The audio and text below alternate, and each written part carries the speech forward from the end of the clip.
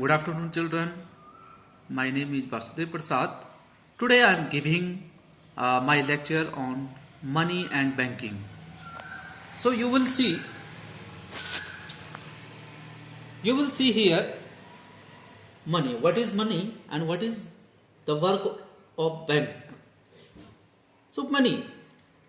Before money, what we are doing? जब हमारे पास पैसा नहीं था तो what we are doing, हम करते क्या थे? So that system was called barter system. What is barter system?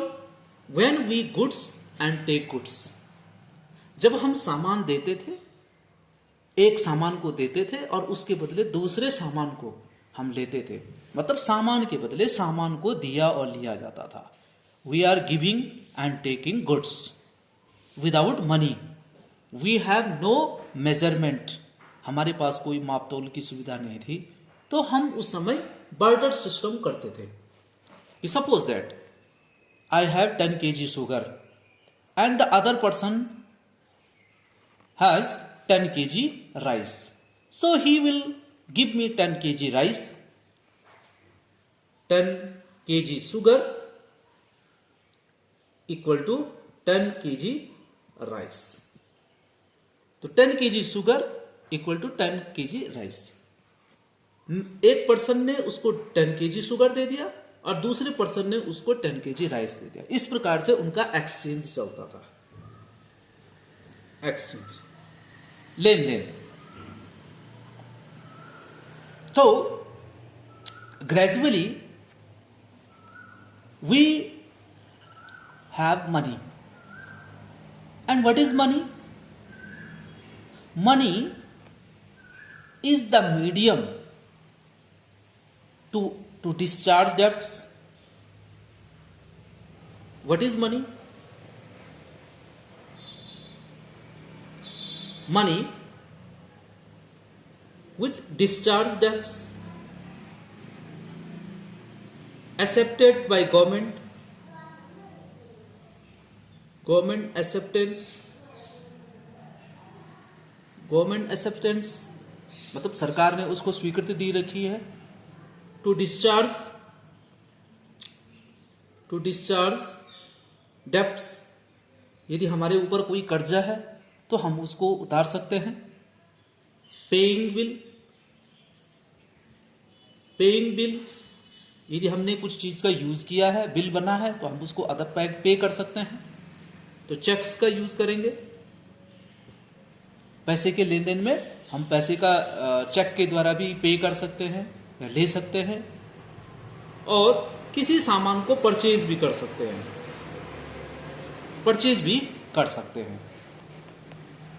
तो मनी, जो पैसा है, वो हमारे इन चीजों को आसान बना देती है. एक तो गवर्नमेंट एक्सेप्टेंस है.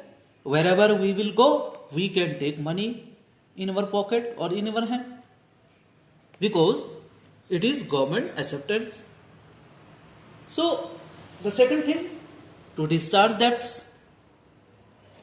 हमारे ऊपर बहुत कर्जा हो गया है, तो money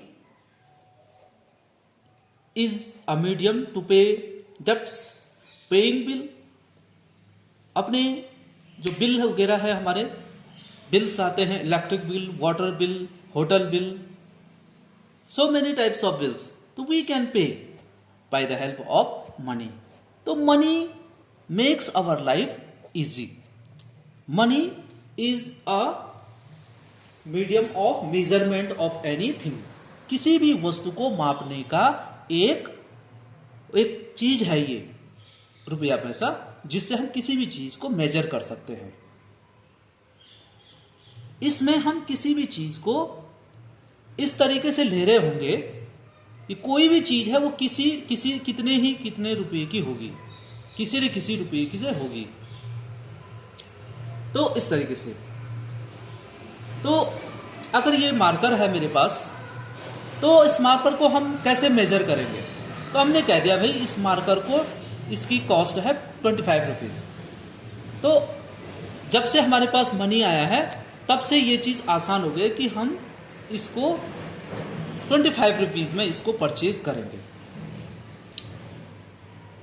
तो आसान हो गया।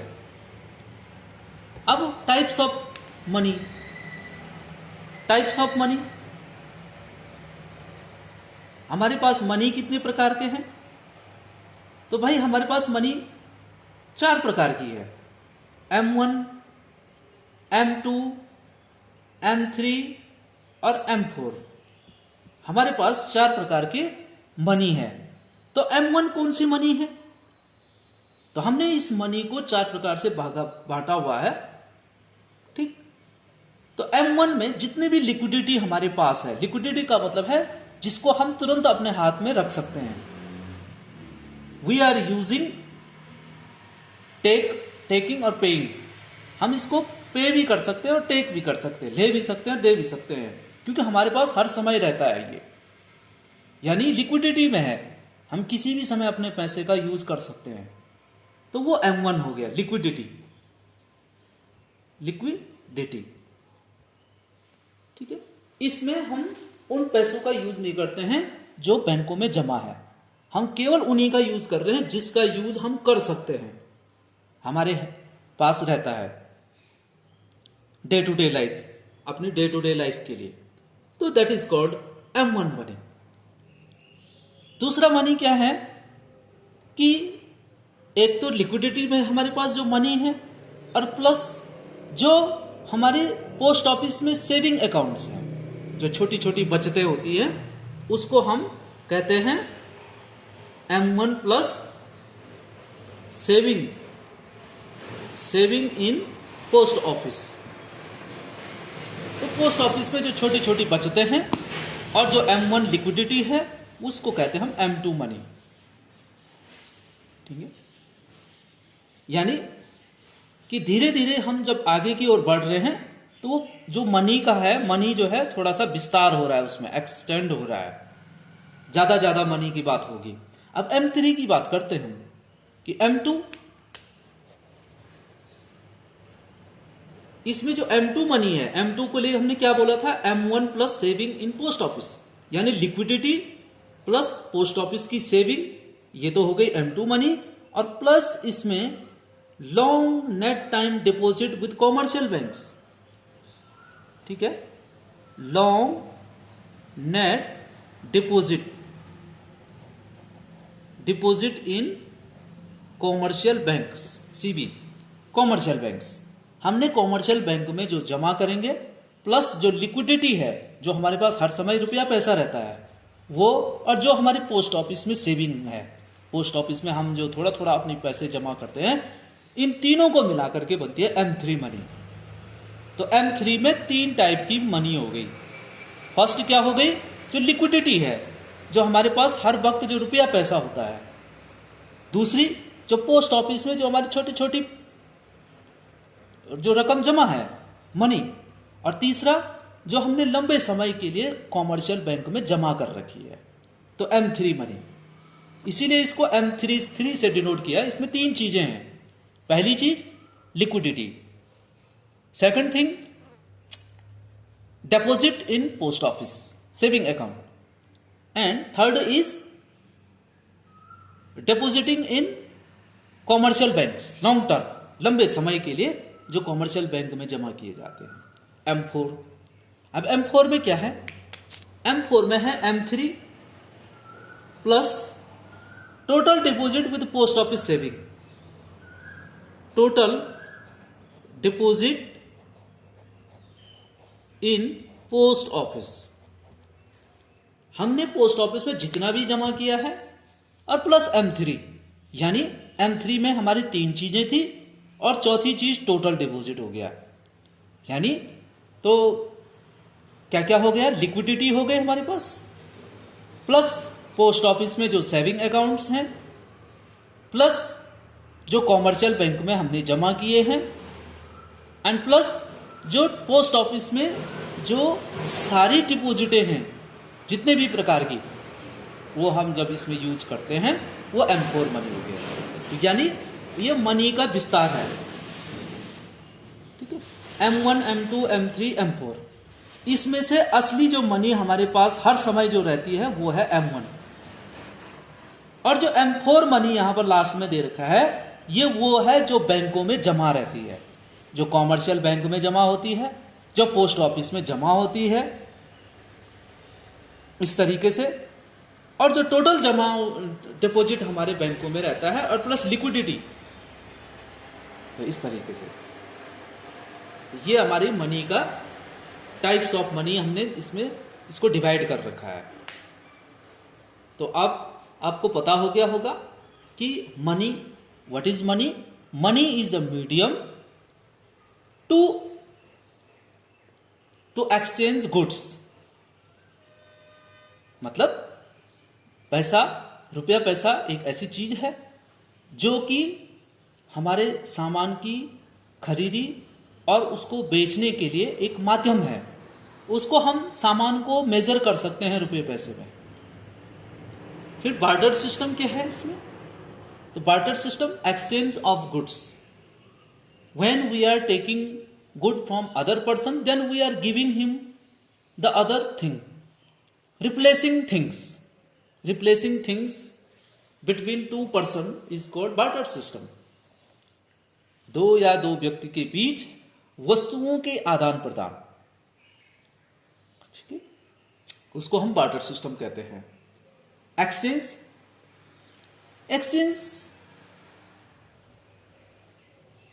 Money, what is money? Money is a medium to exchange. It is government acceptance. What is money? Money is a government acceptance currency. अब ठीक है, हमारे पास जो मनी है वो कॉइन भी हो सकती है, सिक्के, और करेंसी में तो नोट भी हो सकती है, करेंसी नोट। तो इनको क्या होता है? गवर्नमेंट की एक्सेप्टेंस होती है कि इतने रुपये इसको मेजर किया सकता है। तो जितने भी रुपया होगा उतने से संबंधित जो भी सामान होगा उसको हम उस करेंसी को देकर के ले सकते हैं या दे सकते हैं। दूसरा, टू डिस्चार्ज डेब्ट्स, कर्जा चुकाना है। बहुत टाइम पहले हमने किसी से कर्जा लिया है तो कर्जे को चुका सकते हैं। पे बिल्स, अपने बिल्स जो भी हमने कंज्यूम किया है, जो भी हमने चीज़ों का उपयोग कर रहे हैं उसका हम यूज कर सकते हैं और पे बिल पैसे दे करके उसको चुका सकते हैं। चेक के जरिए हम पैसे लेन देन कर सकते हैं, ठीक है, परचेज कर सकते हैं, किसी भी चीज़ को खरीद सकते हैं। अगर हमारे जेब में मनी है तो हम किसी भी चीज़ को परचेज कर सकते हैं, ठीक है। तो मनी ने हमारा सारा काम क्या कर दिया है? आसान कर दिया है। जबकि जो पहले नहीं था, पहले लोगों को पता नहीं थी इस चीज़ के बारे में। बाद में सरकार ने कहा कि मनी जो है एक ऐसी चीज़ हो जाएगी जो हमारे एक्सचेंज से संबंधित कोई भी चीज़ को आसान बना देगी, ठीक है ना। तो इस टाइप्स ऑफ मनी कितना हो गया हमारा? Types of money M1, M2, M3, M4। इनके M1, M2, 3, 4 इन्हीं से ही ये इनकी डेफिनेशन हम पता कर सकते हैं। M1 में क्या है? टोटल लिक्विडिटी, जो हमारे पास हर समय मौजूद है रुपया पैसा, वो हमारा M1 है। M2 में क्या है? लिक्विडिटी, जो हर समय पैसा हमारे हाथ में मौजूद है और उसके साथ जो पोस्ट ऑफिस में सेविंग वगैरह है। M3, M2 plus long net deposit in commercial banks, यानी एक तो लिक्विडिटी है, पोस्ट ऑफिस की सेविंग है और कॉमर्शियल बैंक में जो जमा है, ये तीन चीजें हो तो M3। और M4, M3 plus total deposit in post office, यानी लिक्विडिटी हमारे पास होनी चाहिए, पोस्ट ऑफिस की सेविंग होनी हमारे पास होनी चाहिए, और प्लस जो है कॉमर्शियल बैंक की लॉन्ग डिपॉजिट है और टोटल डिपॉजिट है।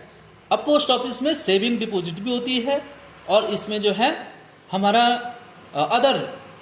अदर डिपॉजिट भी होती हैं, ठीक है। तो बहुत सारे डिपॉजिट जो बैंक पोस्ट ऑफिस में होते हैं, तो इसीलिए यहां पर टोटल डिपॉजिट का यूज हो रखा है पोस्ट ऑफिस में। तो M1, M2, M3, M4 इस मनी को हम 4 भागों में बांट सकते हैं।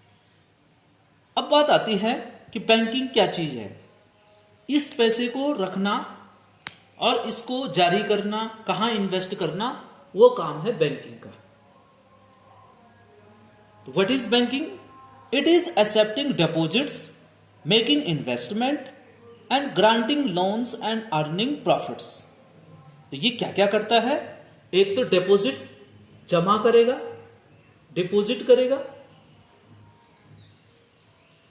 डिपॉजिट करेगा।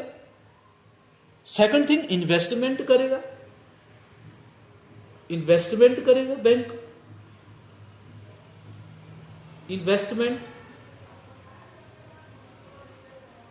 इन्वेस्टमेंट का मतलब है कि बैंक किसी भी कार्य करने को के लिए पैसा खर्च कर सकता है और उससे उसको ज्यादा प्रॉफिट होगा तो इन्वेस्टमेंट कहलाता है।